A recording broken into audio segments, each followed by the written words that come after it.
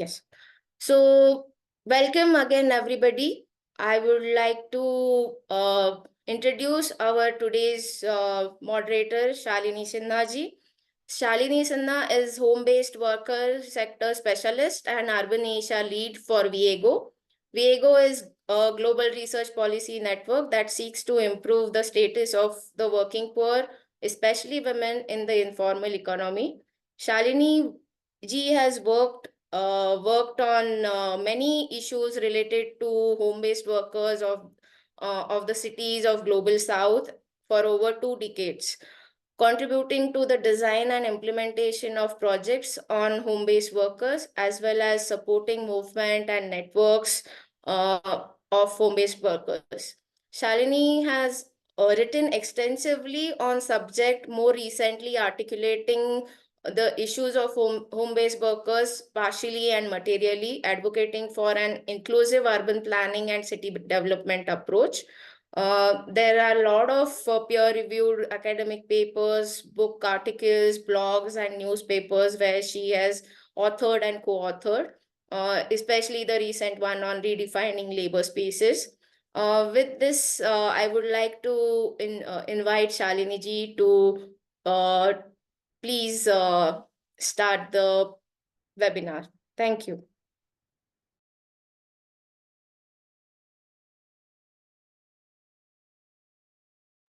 Thank you. Thank you very much. And thank you for the opportunity to contribute. I really look forward to this webinar, which is on a very relevant and topical issue that we are all grappling with. And also we have a very diverse and an illustrious panel here with us. So I begin by welcoming the audience and the panelists. The title of the webinar today is Labor, Climate Justice and Just Transitions for a Worker-Centric Approach to Just Transition. As the effects of climate change intensify across the globe, the urgency of creating sustainable and inclusive economic transitions has become increasingly apparent. Central to these transitions is the concept of just transition, which advocates for climate action that addresses social inequality and provides equitable opportunities for all, particularly for the workforce whose livelihoods are most vulnerable. Traditionally, discussions around climate change and environmental policies have focused on environmental preservation and technological innovation, often overlooking the labor rights and the impact on millions of workers whose lives and livelihoods are deeply entwined with climate-sensitive sectors. In India, a large number of workers, as we all know, more than 90% are in the informal sector. So informal sector is not the exception, rather than norm. So when we talk about labor and climate justice, I think the informal sector is very much center stage. But the informal sector is not universal, or it's quite diverse with different sectors, with different work arrangements, different places of work. And as we explore the impact of climate change, we also see that the pathways of impact across sectors is different. Although most sectors have reported loss of work and income and health impacts, but also how it impacts them across sectors varies. So we need to have a very nuanced understanding of the sectors that we are looking at when we look at the impact of climate crisis and when we are moving towards climate justice. The other issue I want to highlight over here is this whole issue about women workers. We know that more than 90% of the women workers in India are in the informal sector. They are also, the labor market for women is segmented. They are confined to some sectors. And when we look at it from the lens of climate dialogue and discourse, we see two things happening. One is that the sectors where women are concentrated, whether it is home-based workers, whether it is domestic workers, they seem to be a little bit invisible in this discourse. And therefore, it is important to highlight. And also, climate crisis is also related to a care crisis, and women juggle both care and economic productive work. So what implication it has on their work and their care responsibilities, and consequently their productivity and well-being. I think those are also very important issues that we need to look at. So the key objectives of today's webinar, first, is to foster a dialogue between climate activists and labor organizations, centering on the concept of just transition in India. The second one is to explore the potential impacts of climate change policies on workers, especially those in the informal economy, and discuss ways to mitigate these impacts. The third objective is to identify strategies that will ensure the climate action support rather than hinders workers' rights, livelihoods, and welfare.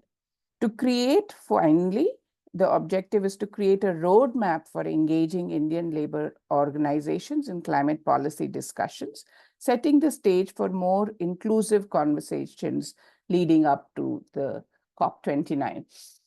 So I hope these 4 points will be central to the various presentations that we are going to hear today. I just want to say that we'll have 8 minutes for each of the speakers. And I will gesture. I'll try not to disturb you. I'll gesture. So after about 7 minutes, telling you there's only 1 minute left. Please keep to time, because we really need to, as you can see, we have an ambitious agenda and objective, and we really need to have a good discussion. Many of us bring insights from very different and specialized perspectives, but it is also important to understand each other and make a coherent agenda for going forward. Are we going to have, would the speakers like to have take questions right after they speak, or should we take all the questions after the speakers have spoken? I want to ask the organizers also, how do we want to do it? And the speakers? I was thinking that. Sorry? Better to have at the end. Better to have at the end. Yeah. So everybody speaks. And I'll introduce the speakers in the sequence that we have them with us. And then we'll take the questions. As said, you can ask the questions once the speakers have, we'll have enough time for discussion, or you can put your questions in the chat box. And between us, we will keep track of them. I'll especially try to keep track of it. And we'll keep track of them, and and I also request the speakers to keep track of them so that you can reflect on the questions and give a more sort of concerted response. So let me begin. I know everybody is very interested in listening to this panel. So let me begin by Dorothy. And Dorothy Guerrero is a climate and just energy transition campaigner, economic and social policy analyst, author, public and broadcast media spokesperson, national and international event organizer, political educator, and networker. She developed a political activism and social engagement from Philippine anti-dictatorship and alter globalization movements. She has a string of globally published papers on climate justice, fossil fuels and energy transition, global political economy, corporate power, social justice, global North-South divide, and China BRICS from a progressive Southern anti-colonial and internationalist perspective. She has attended 9 UN climate COPs since 2008 and currently works as an interim coordinator of London Mining Network and political consultant on oil and gas work of WoMin African Alliances. Dorothy, very welcome and really a pleasure to have you over here. Please go ahead. Yes, thank you, Shalini, and good afternoon to everyone. Well, I am speaking from the UK at the moment, and this afternoon there will be a big march in London. This was actually part of the Global Day of Action on Climate Justice. So those that are in Baku at the moment at the COP29, attending COP29, are also mobilizing on the ground today.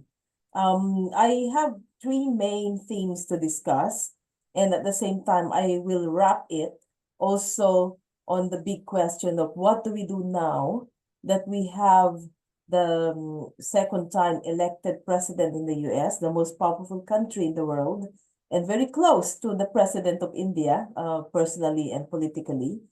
How do we now face the question of climate change, considering he doesn't believe in climate change, and also the need for just transition, stopping fossil fuels when he doesn't believe in stopping fossil fuels. And in fact, the US is now one of the biggest producer of oil. And at the same time, we also have a fascist sitting as president in the most powerful country in the world, aided by other fascists. So this is like the situation we're now in. It is quite grim, but let us find hope in this very grim situation. So my first theme would be on the fact that the world could no longer afford to delay the phase out of fossil fuels. As we have seen in the new analysis, new calculations show that we are facing a global average increase of temperature from the start of the industrial period. We are now talking about 3.1 degrees centigrade rise within this century. So the 1.5 degrees centigrade, which is the target since the Paris Agreement is slipping away. And if we will look at what is happening in Baku, the first day of COP29, the first decision made by the negotiators, which is from the North and the South, mind you. So it's not just the North pushing the South, but nothing will be decided in a UN climate meeting that is not a consensus. So this is a consensus. So all the countries involved, including India, South Asia, and the Global South, are also part of this decision. So let's sink that in. The decision is on carbon markets, and that was done on the first day of negotiations. Carbon markets, as we know, will not stop climate change, and it doesn't work even. It's not even effective. There's a lot of double accounting. This is a part of this is a big scam. It is just to take the territories, the lands, and the resources of the Global South and put it on the market. So in previous negotiation, we have seen how the COP put the interest of big polluters over people, and this first day decision massively is again putting the interest of big polluters over people. So instead of commensurate decrease of emission, rich countries and corporations are offering a false solution, which will not save us. So COP29 is supposed to be a finance COP, but it is turning out to be a false solution COP. I will go back to that later. My second message is that what they are saying is that the COP, since it's supposed to be a finance COP, was supposed to increase the climate finance that will go to developing countries or those climate affected countries, climate vulnerable countries. That the finance is supposed to go for mitigation, for adaptation, and loss and damage. But what is happening now is that global North countries are using the excuse that there is a finance crisis all over, so there's no money for climate finance. The thing is that they're pushing carbon finance, which is not climate finance. Carbon finance is a lie. It is a false solution because again, they will try to raise finance from offsetting and from selling blue bonds, green bonds as a means to raise finance, and they may not even give it as grants to many developing countries. They will give it as a loan. So many countries in the Global South who are already indebted will further be indebted. So this is a false solution, while at the same time, they're cost-effective and community-centered solutions, but they are increasingly swept aside in favor of business-driven schemes. Finance-challenged countries, like the countries in Africa, in Asia, actually need about $1 trillion a year by 2030 to fulfill the aims of the Paris Agreement.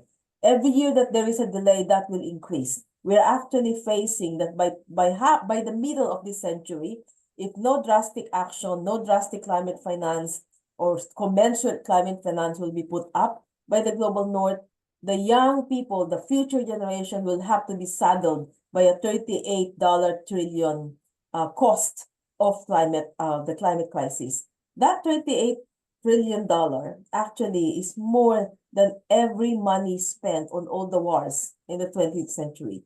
So actually, we're facing two existential crises, war and climate, and both are being costly. Both are costing our future. I also mentioned that carbon markets earlier are not climate finance. They only favor fossil fuel industry because that will enable them to delay the commensurate action. They can continue polluting while funds are being poured into dangerous and proven false solutions such as geoengineering. In the UN Conference on Biodiversity, at least it was stopped that they have mentioned that, or they have mentioned in the agreement that geoengineering is not a solution, but at the same time, geoengineering is coming back massively on the UN Framework Convention on Climate Change. There are also, as mentioned earlier, many of the rich countries are in favor of another false solution. This is carbon capture. This is untested science. Many of these carbon capture mechanisms and schemes are actually not tested. It will cost more, and at the same time, it will allow polluter countries and polluter corporations to delay their action. My third point is on the energy transition. Energy transition, as we all know, must come with justice and equity. The thing with energy is that it is at the center of our economy. So as a center of the economy, it impacts everyone. It is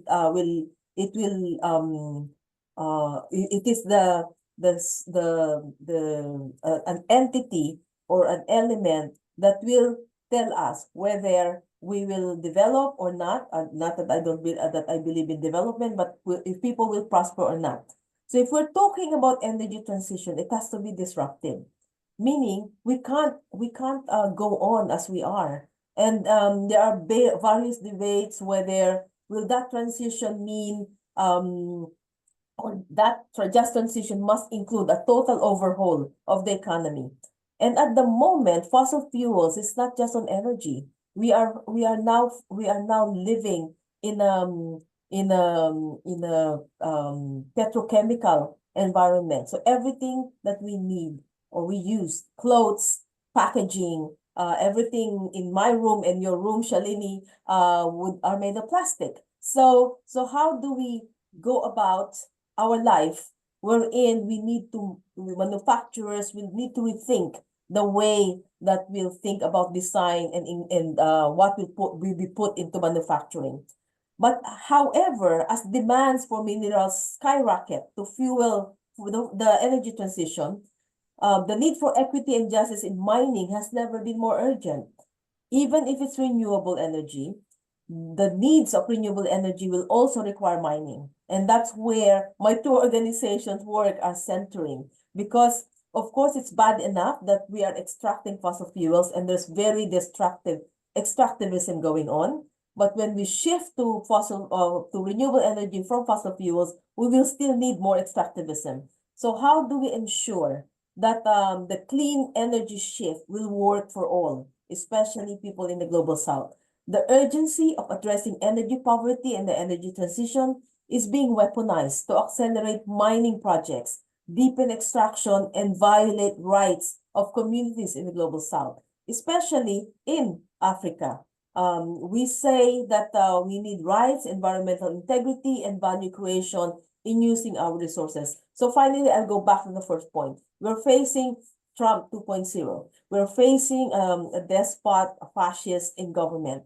So we need more organizing. And I would say maybe our old strategy must be rethinked. We need a new way of organizing. We could no longer just focus on one issue organizing. We need to connect the dots because the people we are facing are very powerful. If we look at the appointees of Trump, they will be people that will bulldoze our principles on public finance, on public welfare, public health, there will be like a fast track to more neoliberal policies. Actually, we are no longer living in neoliberal capitalism. We are living on more on a monopoly capitalism, wherein our health systems, our information and data, which is new oil to many, our food, transportation, communication are getting more and more monopolized. So we need a new way of fighting back.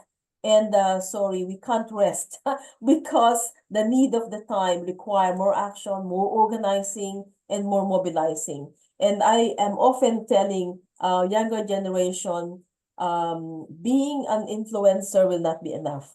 Mobilizing will not be enough. We need to go back to organizing. There's a big difference between being mobilized and being organized. And I think if that is something that is still in the DNA of many activists, we need to organize. And I think I will stop there. Thank you very much for the time. Thank you. And thank you so much for keeping to time, very much on time. So Dorothy painted a evocative but rather an alarming picture of what is happening in the world. And I think she concluded with a very positive suggestion about building people's power, collective voice, organizing, and mobilizing. So thank you for that. And I will, in the interest of time, now move to the next speaker. Is Kabir here? Kabir? Is he I here? am here. I'm here. Okay, Kabir. Sorry, I So- was a little delayed. No problems at all, Kabir. Well, it's good to see all the greenery and not the plastics behind you. So very welcome.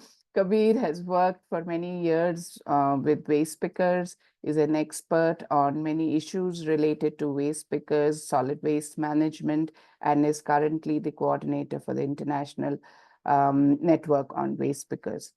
Kabir, please add to your introduction if you'd like to, but you have 8 minutes. Hi, everyone. I serve in the capacity of the General Secretary of International Alliance of Waste Pickers. And I'm following the timeline that Shalini has given us. In terms of just transition, I think one of the most beautiful campaign that I've seen unfolding right in front of my eyes has been waste pickers putting up, organizing around the question of just transition for plastics treaty negotiation. Now, plastics treaty and climate change, both the negotiation are interlinked for a simple reason that at the heart of it is the usage of fossil fuel, which fuels the plastic crisis around the world and which plastic pollution crisis, which also fuels the crisis of the climate because we are burning it up. And these are inherently linked issues. And that was one reason why I realized that it is important to be a part of a discussion on just transition within climate space. Since 2022, United Nations Environment Assembly had taken a decision to come up with an instrument to deal with plastic pollution. And since then, in different parts of the world, the question of just transition among waste pickers has emerged strongly. Now, the concept of just transition has a history with indigenous people, in particularly in North America, but it's also in the other parts of the world. And it was inherited by the trade unions and used by the trade unions to push forward for change when we are looking at energy transition, to push forward for looking at the possibility of what happens to the workers.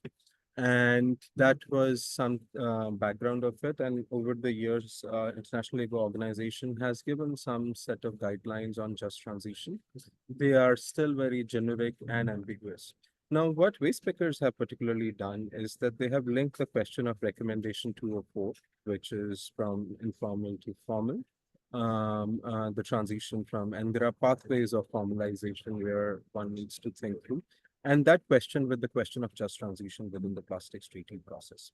And there is an articulation around what just transition means, particularly to waste pickers, very specific sort of how do you translate an abstract set of ideas and principles of when we say social dialogues to reality. So some of the articulation which has come in has particularly focused on universal remuneration of waste pickers wherever possible, wherever required. And we also have to remember what Dorothy said, that we are living in a conflict-ridden world where the conflict itself is creating the crisis of informality around the world. And a lot of people are forced by wars and genocides for which governments have money, but not for the climate action. So they are fueling a certain form of informality around the world. And a lot of people, we are looking at a possibility when the civil war in Syria happened, we had Syrian waste pickers around Western Asia.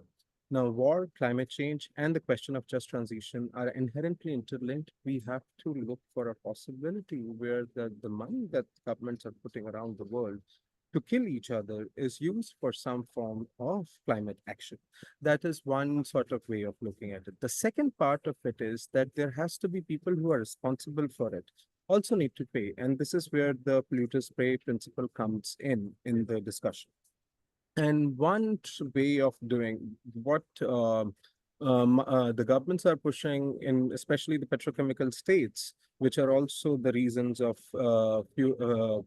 climate crisis, is to come up with market mechanisms to deal with the crisis of both the climate change and plastics pollution, which is carbon credits and plastic credits. What we in our articulation and just transition have been pushing for have been that polluters need to pay, and there has to be an extended producer's responsibility. And those investments and those money have to go into the hands of municipal governments, into the hands of waste picker co-ops, into the hands of sanitation workers who are providing waste management services. So that set of articulation has also emerged over the years. So that's the second part of discussion. The third part is that there are models of integration of waste pickers.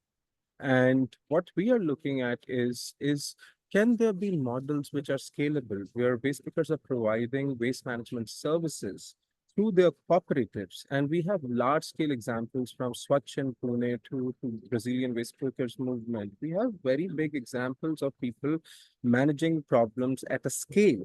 And that is what we are hoping for, and that is what we are asking for, along with certain form of safeguards of social protection. So this has been the articulation of waste pickers with regards to just transition. And so far, the member states around the world have been very receptive to the idea. And we are also seeing that in the discussion on climate change. Also, last year when the negotiations happened in Dubai, in one of the petrochemical states, one of the discussion point which started was on just transition. And that discussion is back on the floor. And I think we need to organize around that, and the difficult, very, very dark picture which Dorothy painted, we have to push back on that. And there is a vision that waste pickers have articulated, and I believe different set of workers are articulating. And if we are organized, we can make the world better. Thank you. Thank you. Thank you, Kabir. That was very helpful. And I think what you said from the perspective of waste pickers, I think we, as we hear from the other sectors, I think there is much to learn there. And two things that stood out to me, and perhaps we can go back to it when when the others have spoken, is basically this connection of ILO recommendation 204 to just transition process, and where the waste pickers have very specific pathways that they have mentioned. Could other sectors also do it? And have they done it? Do we know enough about it? And that is one clear pathway that emerges to us. And the second point that really resonated with me is this whole polluters pay principle, particularly with focus on municipality and workers' organizations. So I think this is a lesson that we can take from this sector to many other sectors of the informal sector also. So thank you for highlighting that to us. May I now move to the third speaker, which is Dharminder Kumar, is a Delhi-based labor right activist working with commerce sector workers, brick and mortar and e-commerce, formal and not so formal wage commission or self-employed workers. So you have 8 minutes. Yeah, thank you, Shalini. So I will focus myself from the worker-centric approach and on Amazon. on which I am working right now.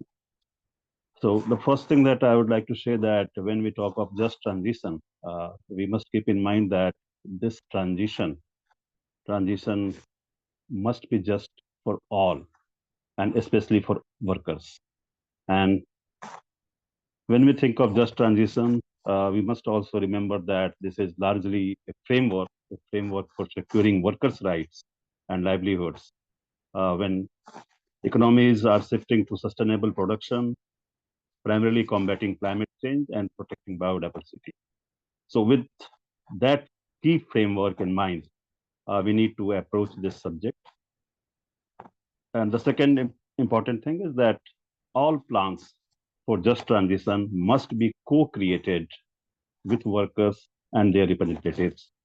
And the co-created plans must provide or must guarantee, I will say, decent work, social protection, job security, and last but not the least, training opportunities.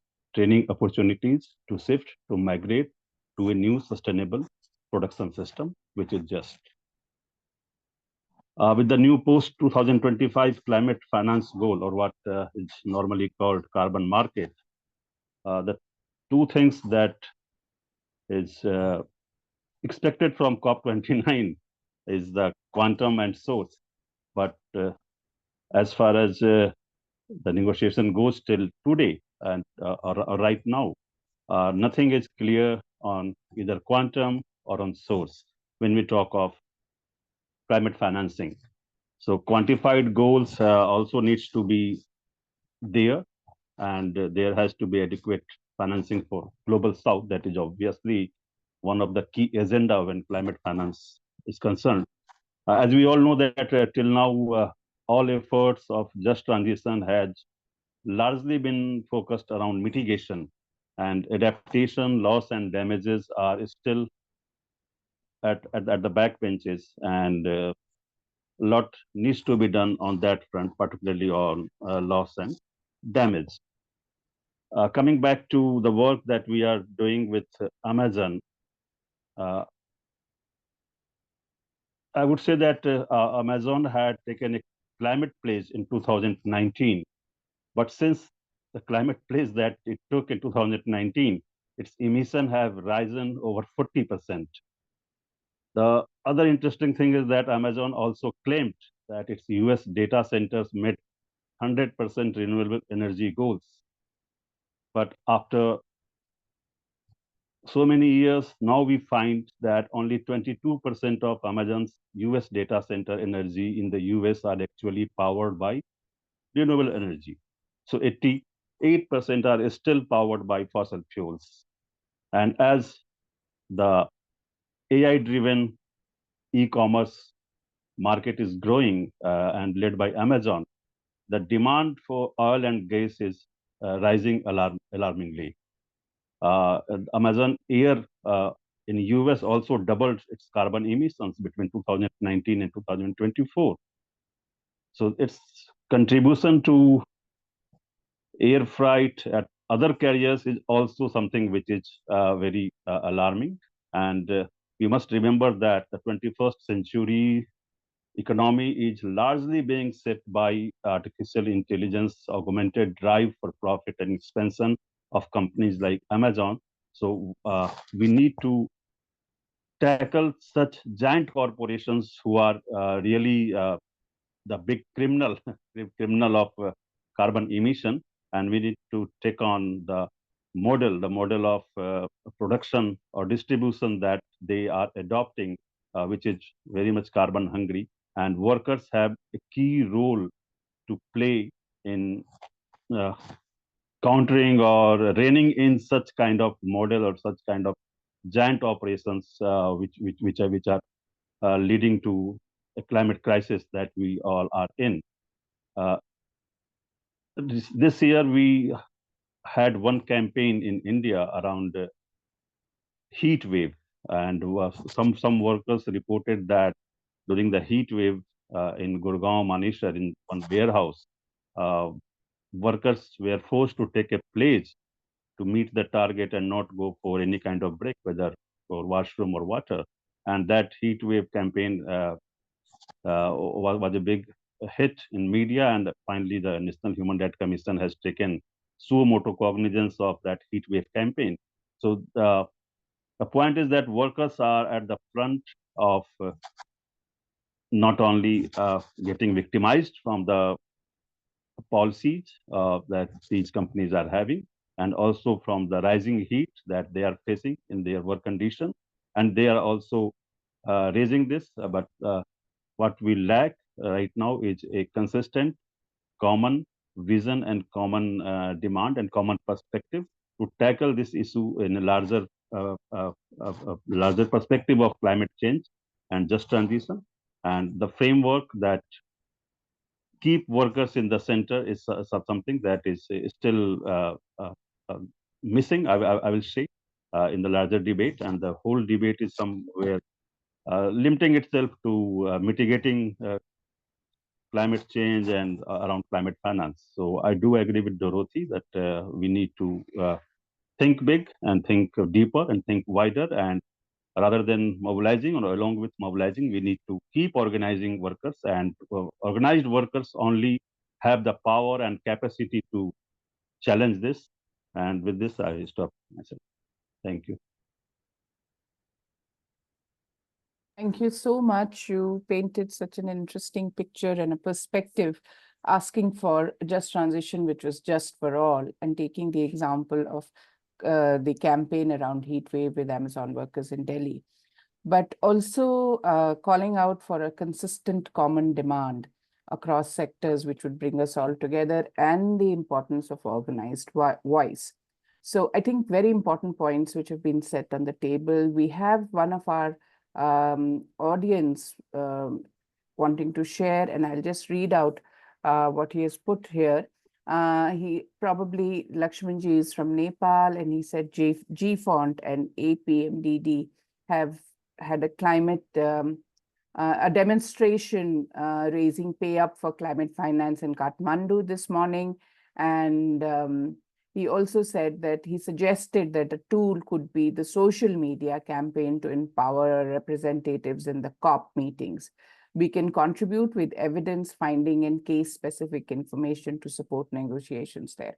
I think it is a very important point. I think we need more evidence, we need more specific information, not just for COPs, but also, you know, as the IPCC reports are going to be written, I think we need more evidence from the ground, from the workers' perspective to go in there. So with that, I will ask our next speaker, Avinash ji. Avinash Chanchal, he's a campaign manager at Greenpeace India with over a decade of experience in environmental advocacy. He has led campaigns on air pollution, fossil fuels, urban and climate justice. A former journalist, Avinash authored Singrauli Files, highlighting communities' struggle against coal corporations. His work continues to champion climate justice and community resilience.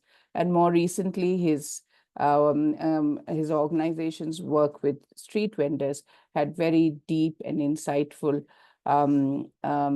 learnings for us on the impact of heat on street vendors of India. So Avinashi, 8 minutes for you. Yeah, thank you, Saniji and everyone. So I will just share my screen because I want to show few pictures. Hope that's okay. It's visual, no? Yeah, it's visible. Yeah, so because when we talk about climate change, climate finance, loss and damage, we often now, because the COP29 is going on, we are hearing a lot of data numbers. But I just wanted to show the individuals, the community or the workers who are at the forefront of this climate crisis, and how this whole climate change and climate impacts are so personal. So if you can see the screen, there is a picture of Savila and Laurencia. Savila is a street vendor in Sundarnagari in Delhi.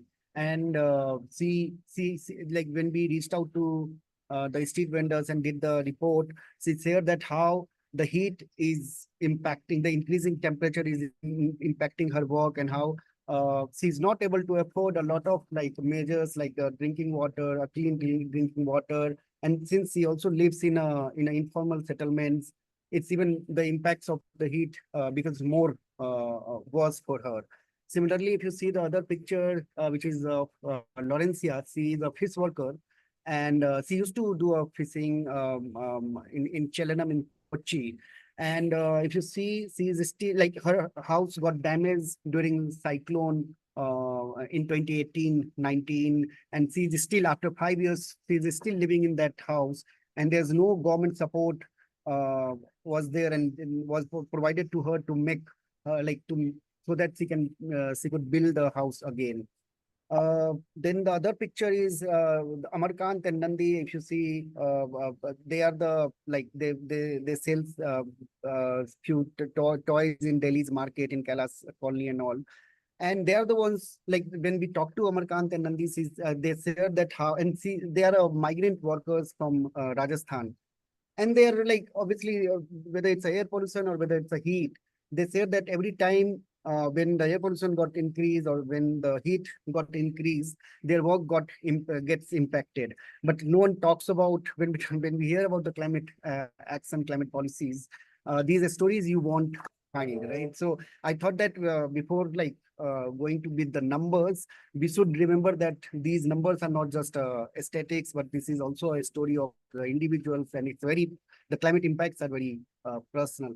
Then I won't take much time to talk about different numbers are there, but obviously like now from last many years we have been observing, and this is not like a civil society organization, but it's a government data which I am talking about. Almost more than 90% of our days are seeing some sort of extreme weather events, whether it's a flood, landslide, heat wave, and other things, and it is impacting our agriculture. It is destroying the houses, the people's livelihood.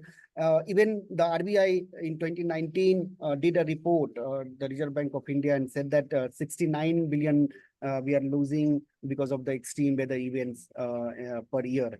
And let me tell you, like these numbers, we have to mindful that all these studies are just talking about the productivity side of it, that how climate change is impacting the productivity of the workers and job market, right? Whether the McKinsey is saying that heat stress is a threat to India's GDP, or ILO is saying that 70% of global workers are exposed to climate risk. They're only talking about the productivity, but the human suffering of they're not talking about the human suffering of these climate impacts. And I feel like when we talk about the impact, climate impact on labor, we need to go beyond just productivity and job and the loss to the economy, but also we need to bring this narrative about how an individual, the women, the most marginalized workers who works in an informal sector are getting impacted on a daily life on a daily basis. We also did with National Hawkers Federation Delhi, we did a report this year, and we found that like 7 out of 8 women vendors reported that they have a high blood pressure during extreme heat days. 80% observed like the customers are now reducing because of the heat wave, and their monthly expenses has increased a lot because of the heat stress. But when we see the policies, we are also seeing this narrative of the workers and how workers are getting impacted because of the extreme weather events. It's not there in the policies. We only although India talk a lot about the loss and damage and climate finance from developed countries, but they always talk about per capita carbon footprint and say that, okay, India has a very less compared to other countries. India has a very less per capita emissions. But the truth is that we have a more like only few people in this country who is emitting more. And then we have a larger masses, like more than 80% households that are at the forefront or at the receiving end of the climate crisis. Although only 20% of households generate 70 into more than carbon emissions than the low expenditure households. But when the government will or come up with the policies, whether it's about the mitigations, for an example, you are like, we have been hearing a lot about the clean energy and the business in the clean energy, and the climate action is becoming like a new business tool. I think we need to counter that as well, because I don't see, if we are only going to build big solar power plants, or corporate owned solar power plants, or electric, like the incentives for the electric vehicles, the private electric luxury cars, it's going to solve the problem unless until we are not providing the money or the efficient funding mechanism for the adaptations to the workers and workers community. The fact is that although we know, and even IPCC recognized, the last IPCC report recognized the unequal impact of climate change on different vulnerable populations. Our policies are failed to address that. In fact, the government has been reducing the budget, like the budget on climate disaster funds. There is a massive cut in schemes like Manrega, which we know that how it helped millions of the agriculture workers or the workers in the rural economy to get a minimum wage and so on, and it's very crucial for them, and they are the ones who are again like facing a lot of climate crisis. Despite that, what we have been observing is instead of coming up with the policies that can support the livelihood to these workers, we are seeing the budget cuts. At the same time, as I said, like India is trying to take a leadership when they talk about common but differentiated responsibilities.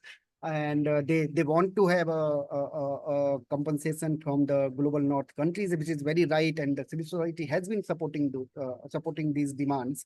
But at the same time, in national policies, India is not recognizing the concept of common but differentiated responsibilities.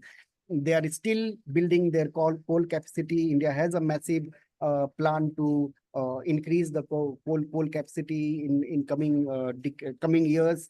At the same time, they have also opened up the commercial mining for the private sectors to go and do more minings and those things. So what we are seeing is that the labor justice or the labor rights is completely missing from the loss and damage conversations, from the climate finance conversations. And but I also see a lot of, like, at least from the civil society organizations, like conversation like this is becoming very crucial, and we are at least now, even the climate organizations are started realizing that without having a labor justice, we can't talk about the climate justice. And we really need to prioritize the fossil fuel phase out, but it should be just transition as we know. But the other thing is that the Indian government last year, if we see the budget, they have allocated just transition funding to the petroleum and oil, like the oil ministry. So I don't understand like how money getting allocated to these ministries is going to help us to get a just transition plans. And when we know that even in the fossil fuel industry, whether it's a coal mining and all those places, like we are not we never had a justice in those places as well, like in mining and all. Like people were not, like the workers were not getting the minimum wages in these mining projects. Due to automation, we are seeing a lot of job cuts, a lot of removal of social and economic security from the workers and so on. So we really need to talk about, yes, we need a fossil fuel phase out, but we also need a just transition for the workers who are also working in a mining sector as an informal workers, and not necessarily just a formal workers. And then who is paying the price? Like right now, the community, because the government is cutting the budget, the corporations are not giving any money for the climate damage. So actually what's happening is you and me, or the communities who are at the forefront of the climate crisis, they are paying the huge price for these climate damage. So we also need to start, as previous speakers said, that we need to start talking about the polluters pay principle, and we need to hold accountable these fossil fuel companies also and the government for the climate damage. And the other thing I would like to also emphasize is that right now, a lot of talk the Indian government is doing about lifestyle for environment, the Life Full program. They are saying that the individual needs to change, but I believe we need to bring, and we need to have a structural changes. We need to change and bring the new socio-economic order to tackle climate change. Otherwise, the individual and behavior change is not going to achieve the purpose. So yeah, that's Thank so you. concluding. Thank you. Yes, thank you. You're done? Yeah, all right.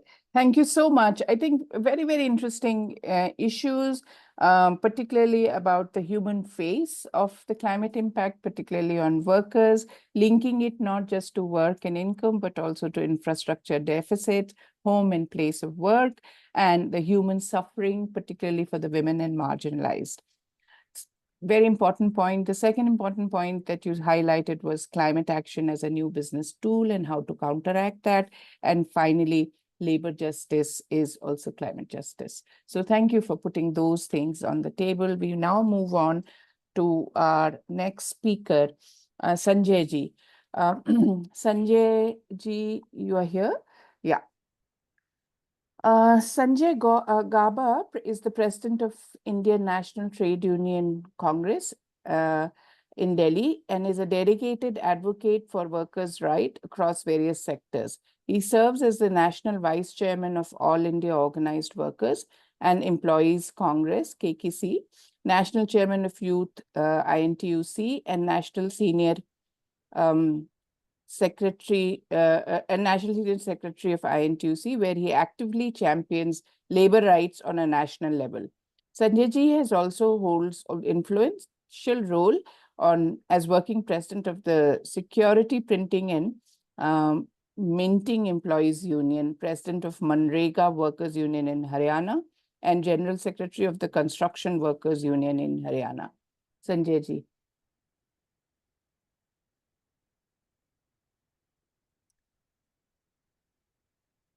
Sanjay ji, can you start? Easy.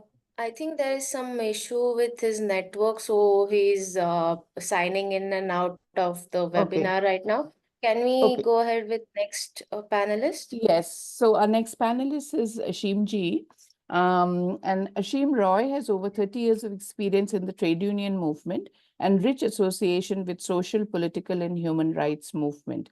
He has been a founding member of many national and international organizations, networks, and at present is the General Secretary of Hind Mazdoor Kisan Panchayat.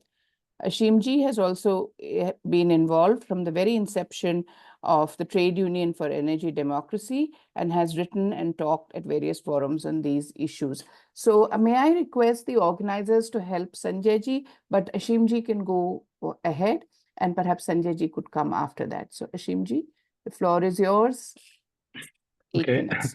Thank you, Shalini ji, and I'll be brief so far as the most of the issues have been in many ways being already flagged off by other speakers.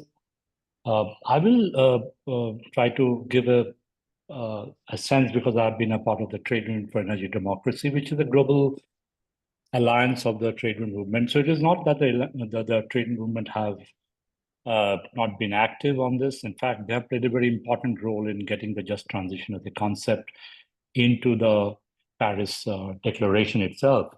But I want to say that from our experience, and as we kind of engage with this issue, three broad principles on which we have been working, and particularly the Trade Union for Energy Democracy, which is a very important coalition at the level of a global trade union movement. The trade union movement was very actually, as rightly pointed by many people, very indifferent, or at least the reluctance to engage with the climate change, but naturally because of various reasons, but one because their job is at stake. So we should take that. We began with taking that into consideration. So I'll say the three broad sense was that, and I think what we brought in, at least I've been involved in bringing out, is a perspective from Southern labor. That is, in a global trading movement, what is the position of the Southern labor? And our main point of intervention was that when you talk in context of just transition, You cannot forego the developmental needs of countries like India or any of the countries of South, where development is a necessity. It is not a luxury.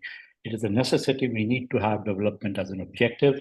And so whatever definition of sustainable development you have, we need to look at the climate change and our development needs in a framework. And that brings up the notion of transition. So that's a broader framework. The second framework was, how do you look at such a transition? And we kind of dived into an in core level when mitigation became a major discourse at the level of the global trade movement. The energy transition was something that happened. And energy transition was talked about because that was one of the area where capital could invest in an immense way and they saw a lot of profitability. It also had geopolitical dimension, which I don't want to go in. And so energy transition became a very important factor, and it would have impacted many of the countries like in India, which has to go through such an energy transition in a very early stage of its industrialization, which again then brought out the idea, what would be the fair transition or just transition? So just transition incorporation in the Paris Declaration was very important, at least brought for the first time that we are not talking about energy transition. We are talking about our just transition. Now, this also brings up to the idea that many originally people felt that there was a dichotomy between developmental needs and the question of climate change. Everyone talked about common and differentiated principles, CBDR, but we actually said that actually that can be worked on in the transition path in different countries in a different way. So the transition path became a very important part. And I think the trades are really looking into different countries as to what should be this transition path between what we need as energy today or energy in future. Now, having said that, the energy transition to become a just transition has an immense complexity and problem. It is going to almost transform many countries' total political structure, in my understanding. Let me give you an example of India, which I've been involved in. And I'll look at not even in the whole coal value chain. I'll only look at the coal mining. There are more than 270 districts in India where coal is a very important part of the economy. And if you want to make a transition into 70 districts, you can imagine what will happen. So this is a massive exercise that has to be done. And I think that's the first level of problem. Now let's look at it again. I know my other colleagues have talked about contract workers and I've been organizing them. I know the situation at the ground level. But the reality is, let us assume that Coal India is a primary company. Coal India, in the end of the day, it will take over 10 years for such a transition to happen. Even the closure of mines that has happened in the last decade, and some of us have studied those closure of mines, and we have looked at, none of them have been able to comply with the environment rehabilitation, forget about social rehabilitation. So the track record of those closure of mines is a very, very bad situation. It is in that context what will happen, and this is the most important part, that Coal India could possibly give. In next 10 years, there will be an attrition rate of 10% every year. In next 10 years, almost like permanent workers will totally get vanished away. They're not recruiting any more new. So essentially the permanent workers, a very minimal part of them will be given some compensation. Some of them will be rehabilitated. So it will be from the corporate point of view, the issue would be solved. And that is one of the critical points that we are coming. If you look at takeaway come from the, let's say, company point of view, and come to industry point of view, the scale magnifies. The scale magnifies to the extent that you would know that there is not only just contract labor in the mining industry, but there's an ancillary mining industry, transportation, the whole idea of washeries, which is a huge scale of people who have to be rehabilitated, and they cannot be rehabilitated. You can't even compensate them because that compensation requires an economy to absorb it. So what I want to drive at is that the scale, and if you go to coal economy as a whole, which means all the economy of a district, all the economy of an area which are dependent on the coal mining. You look at Jharkhand, look at sections of Orissa, look at in Chhattisgarh, it would be almost impossible to think of a coal transition without coming to an alternative developmental model, as simple as that. And that is what the challenge of fair transition or just transition is in India, I would say there are 130 odd districts where this will become an acute crisis. And so the question is, how do we actually intervene in this framework? And I would say that this requires a different kind of framing up than what we have normally done. And that is what, at least my learning has been, having talked about fair transition, when we really took to look at the district level. So first, whatever be the policy level and the global level or national level, the unit of transition, this is very important from my point of view, the unit of transition has to be a district in India, one, which also means the unit of framing up of the policy, the institution mechanism to deal with this will have to be framed in a district level. Now, how do we go about doing it? How does the labor movement and other social movement do it? This cannot be done unless we go back to creating who should be the agency of this transition in this space. Not on national level, not on global level, where we will be doing policy discourse, but actual transition will be agency formation of alliance building of a different kind of, or an alternative developmental model in those 130 districts. How do we integrate renewable energy in that area? How do we integrate the whole question of sustainable development in that area? These are the challenges that are being faced by us actually when we go into the ground. I would say that those are the most important point where we need to look into it. I can go and give you more details about this questions as we have been studying it. The more we study, the more we understand the complexity and the severity of this transition. It's not to be so easy.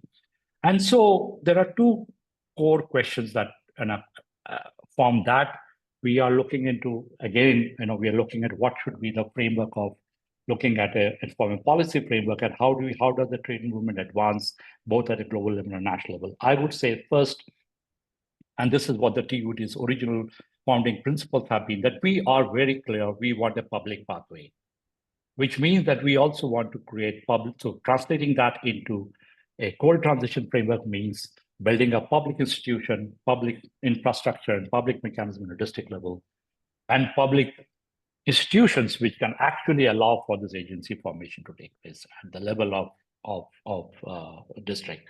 This is a very important part. I would say that this is first time we are hoping in the next in this year, for the first time, the Global South unions have actually come together. In fact, we have just issued a statement in the COP29. I don't want to read that or take some points from it. If someone asks, I can give some response to it. But otherwise, the COP29, first time, and this is very, very important, the global trade unions from South have for the first time jointly issued a statement on looking at what is the financial needs and financial principles on which this can be done. This is a very important step. We are also thinking in some of those countries where the coal is a very important part to see if there's a coal working group happens, so that the energy transition, which is in the complexity between developmental needs and the climate change, that we actually chart out not only the trajectory of this transition, but also the mechanism and the public pathway of that transition in the process. So I'll end it there and hope that we can have more discussions as we go forward. Thank you. Thank you so much for highlighting the role of a trade union in the past, as well as what you think could be a possible role going forward. And I think what really resonates with me is this district as a unit of transition. I think in this large, big, crowded space of climate discourse, we have forgotten how to translate the global to the local. So thank you for pointing that out for us. Sanjay ji is able to join? We couldn't reach Sanjay ji actually, so I think he won't be able to join right now. Okay. Yeah. So any questions that the audience has for the speakers? Or anybody else, even the speakers, if you want to comment, if there's anything that you want to say.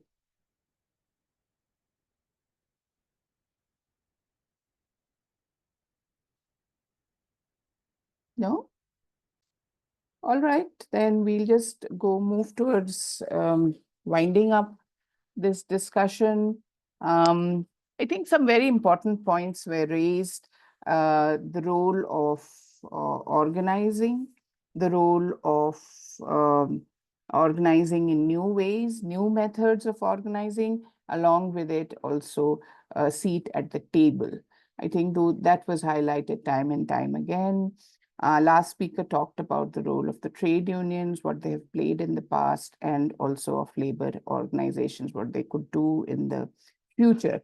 So organizing and building organizations which are representative of the workers, trade union, and other forms of organizations, I think that seems to me the first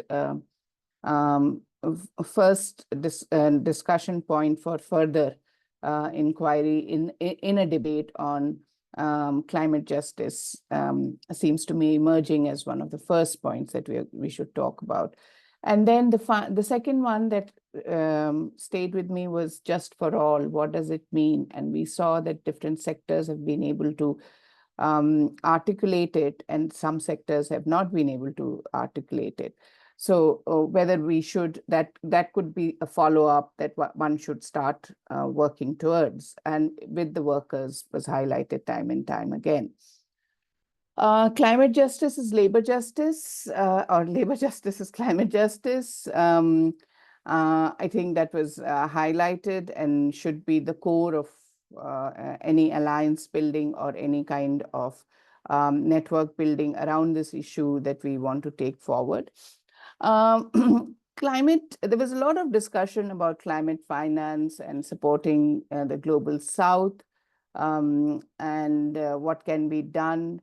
Frankly speaking, it's a terrain that I don't clearly understand, but it's a terrain that is absolutely critical to map as we go forward, and map it at various levels and learn from different sectors.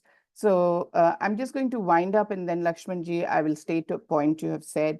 And then finally, Ashimji, I want to say that this joint statement that you mentioned from global trade unions of the South, if it could be shared by all of us, it will benefit our own understanding of the issue. And I think it might go a long way into building workers' voice in this very complex debate as it plays out on the ground, and also, you know, globally, as was highlighted by many speakers with very different very political perspectives coming in. So I'm going to have to stop at that, but there is a question. There is a question, and perhaps all the speakers could reflect on it. A question to get the experience with trade unions here. Lakshman Sharma ji is asking. They rely on the constituency of labor ministry in the home countries and ILO in the global level. Okay. But the climate and just transition is gone to other constituencies. So is there a structural mismatch there? How to resolve it, and what is the Indian experience in that phase? Does anybody want to comment on it? Ashimji, you are on mute, so we didn't hear you. I'd say Lakshmanji is a Sartuk General Secretary, so he has a far more wider experience in all this thing. But I just want to add, actually he's right, because look at India, the ILO, or for that matter, the labor ministry here is not actually in the discourse or in debate around the just transition, particularly in sectors where like coal is a thing. I think the problem is of two kinds.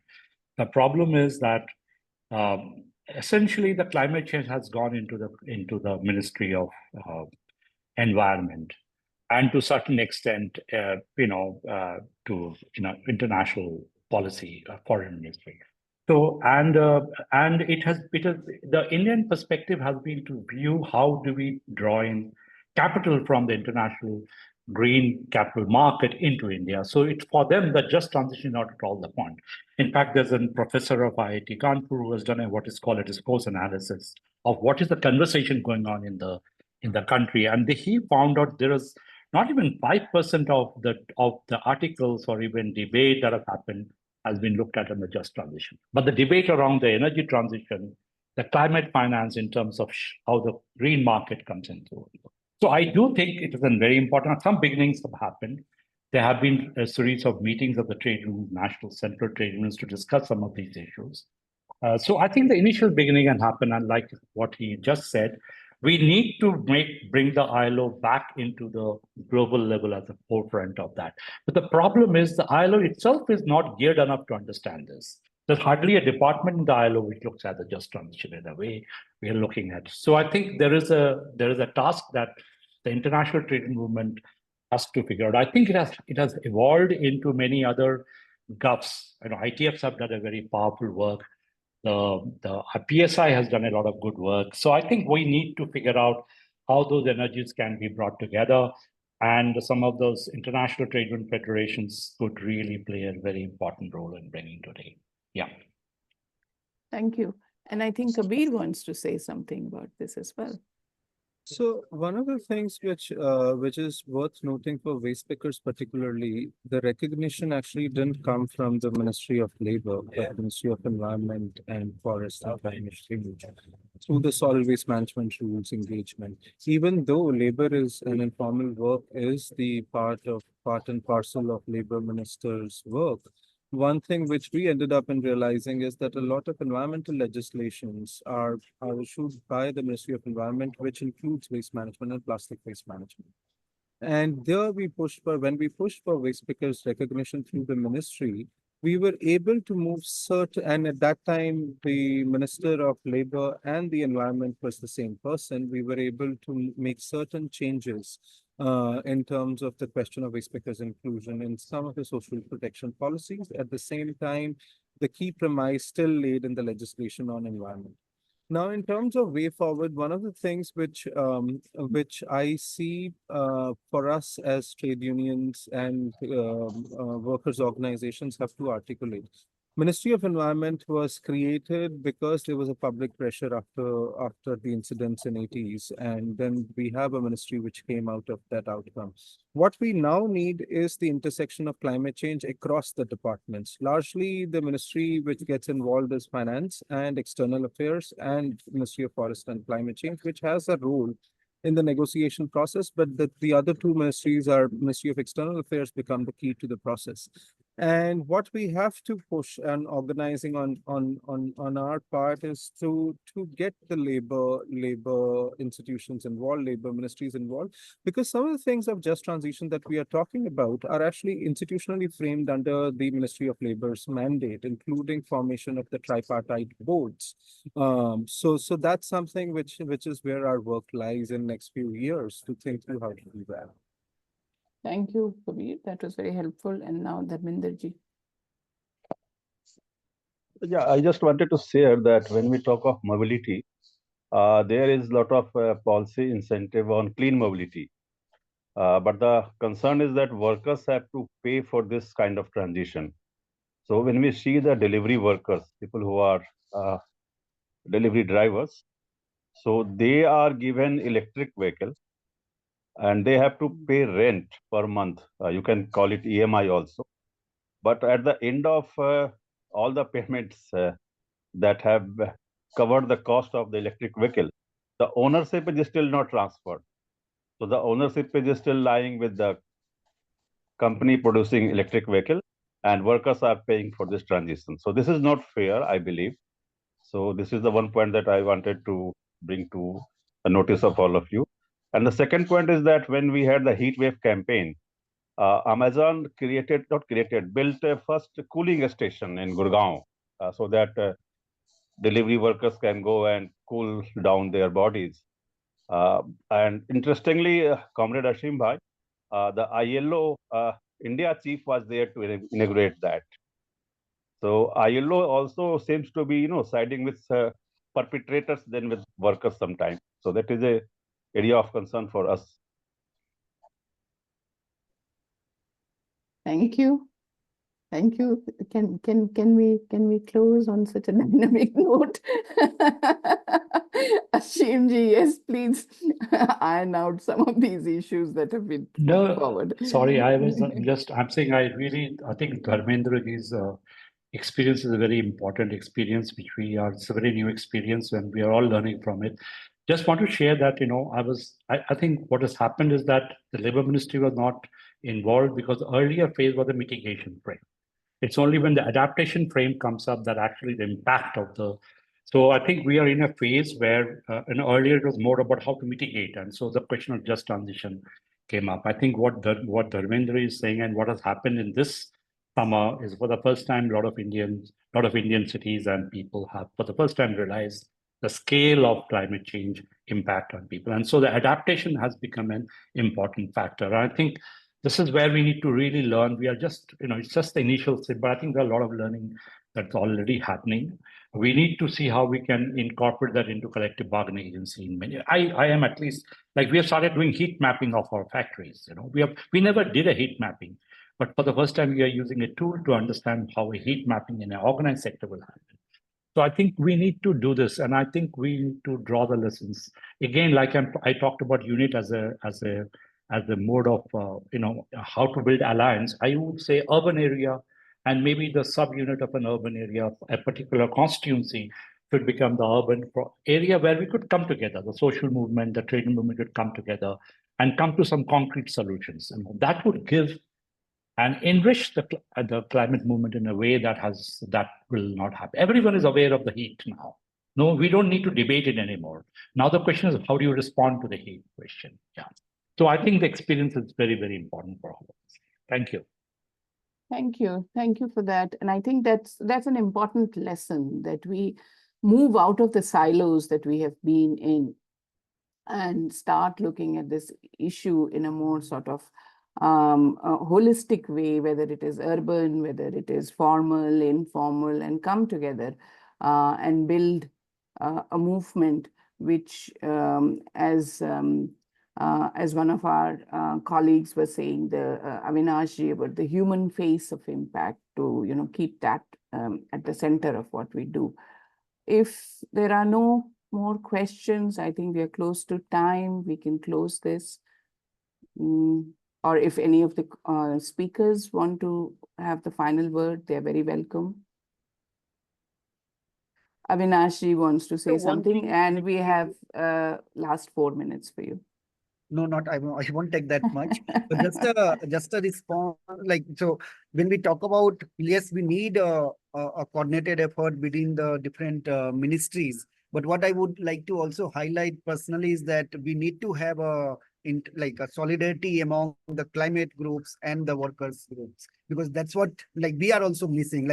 At least the climate groups are not talking to the workers groups. And that's what, at least with the Jan Pahal and this year with the statements and all, at least we have started trying to do that. And I hope that we will continue building the solidarity among ourselves first. I think that's a very positive note to finish on. I think that we need to build solidarity. We need to move out of the silos that we are building it. We have to engage with the climate change people, bring workers' issues and labor issues center stage in climate discourse at all levels. I think that's a very positive note to finish on. Thank you so much, everybody, and thank you for the audience who had joined. Thank you. Thank you. Yes. Thank you. I Please just go on. want to make a last comment before we leave. Thank you, Shalini ji, for moderating this session and guiding us through today's discussion so seamlessly. We have heard diverse perspective and sectors from sectors today, from the grassroots, like what just transition in India would look like. Our work doesn't end here, definitely. COP29 is around the corner, and we have a collective responsibility to make sure that the voices of workers are not just heard but acted upon in the policy outcomes. I invite all of you to stay engaged as we move forward into the post-COP29 process. We need your voices, your ideas, your passion, and to drive real change.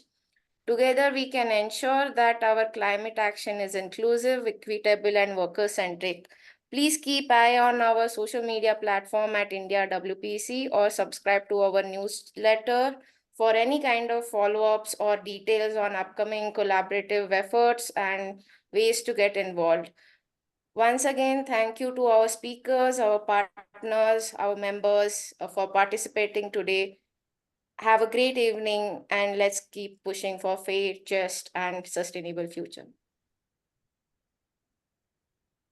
Thank you.